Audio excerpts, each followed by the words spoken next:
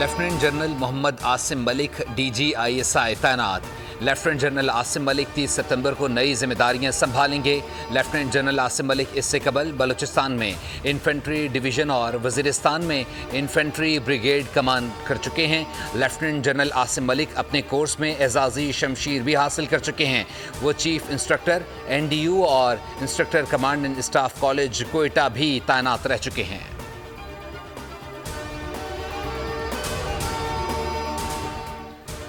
آئین یا قانون سیاسی جماعت کو انتخابات میں امیدوار کھڑے کرنے سے نہیں روکتا، پشاور ہائی کورٹ کے فیصلے کو کالعدم قرار دیتے ہیں۔ PTI امیدواروں کو آزاد قرار دینے کا الیکشن کمیشن کا فیصلہ غیر آئینی قرار دے دیا۔ مخصوص نشستوں کے کیس کا تفصیلی فیصلہ جاری کر دیا گیا۔ 70 صفحات پر مشتمل فیصلہ جسٹس منصور علی شاہ نے تحریر کیا۔ سپریم کورٹ نے کہا ہے کہ بدقسمتی سے الیکشن کمیشن 2024 کے عام انتخابات میں اپنی ذمہ داریاں نبھانے میں ناکام رہا۔ آئین اور جمہوریت کی بنیاد عوام کی رائے اور مرضی ہے۔ جمہوریت کی بنیاد صاف اور شفاف انتخابات پر ہے۔ پاکستان تحریک انصاف کو مخصوص نشستیں دینے کا حکم سپریم کورٹ کے 13 میں سے 8 ججز نے اکثریتی فیصلہ 12 جولائی کو دیا تھا۔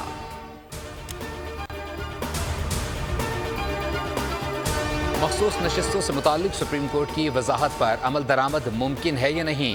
الیکشن کمیشن کا 5واں اجلاس جاری، قانونی ماہرین بریفنگ دیں گے۔ ذرائع کے مطابق الیکشن کمیشن سپریم کورٹ کے فیصلے پر فوری عمل درآمد نہیں کر سکتا۔ قانونی ٹیم نے الیکشن کمیشن کو اپنی تجاویز پیش کر دیں۔ قانونی ٹیم کی رائے ہے کہ سپریم کورٹ کے فیصلے پر عمل درآمد سے پیچیدگیاں پیدا ہوں گی۔ سپریم کورٹ کے فیصلے پر عمل درآمد سے الیکشن ترمیمی ایکٹ متاثر ہو جائے گا۔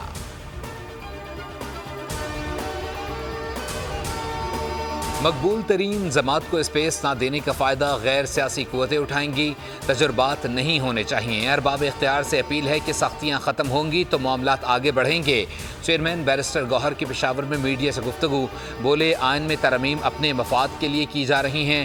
پارٹی علی امین گنڈاپور کے ساتھ کھڑی ہے۔ ہمارے جلسوں میں کوئی سرکاری وسائل استعمال نہیں کیے گئے۔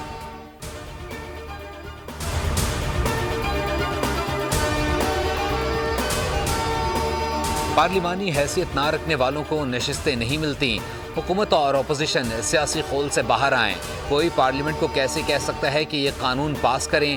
پارلیمان کے حقوق کسی کو سلب کرنے نہیں دیں گے۔ اسپیکر پنجاب اسمبلی ملک محمد احمد خان کی نیوز کانفرنس، کہا تمام جماعتوں کے ایک پیج پر ہونے سے ہی مسائل حل ہوں گے۔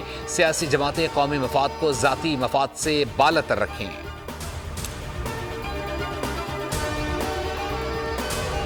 کمپنی نے میجر شیئرز خرید لیے ہیں، اس کمپنی کے بورڈ آف ڈائریکٹرز زیادہ ہونے چاہیے اور اجلاس ہی نہیں بلا رہی ہے، اور جو تجاویز اس کمپنی کی ہیں وہ سامنے نہیں آ رہی، جس میں بجلی سستی کرنے کی تجاویز بھی شامل ہیں۔ اور کے الیکٹرک ایک مافیا ہے، اسے لگام دینا ہوگا۔ جس کمپنی کے زیادہ شیئرز خریدے ہیں اس کمپنی کے بورڈز آف ڈائریکٹرز بھی زیادہ ہونے چاہیے۔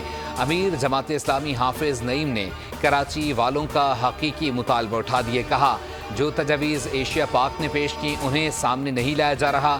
پاکستان میں اس وقت بجلی کا بحران ہے۔ حکومت سے معاہدے کی 45 دن کی مدت آج مکمل ہو گئی۔ کل منصورہ میں آئندہ کے لائے عمل کا اعلان کریں گے۔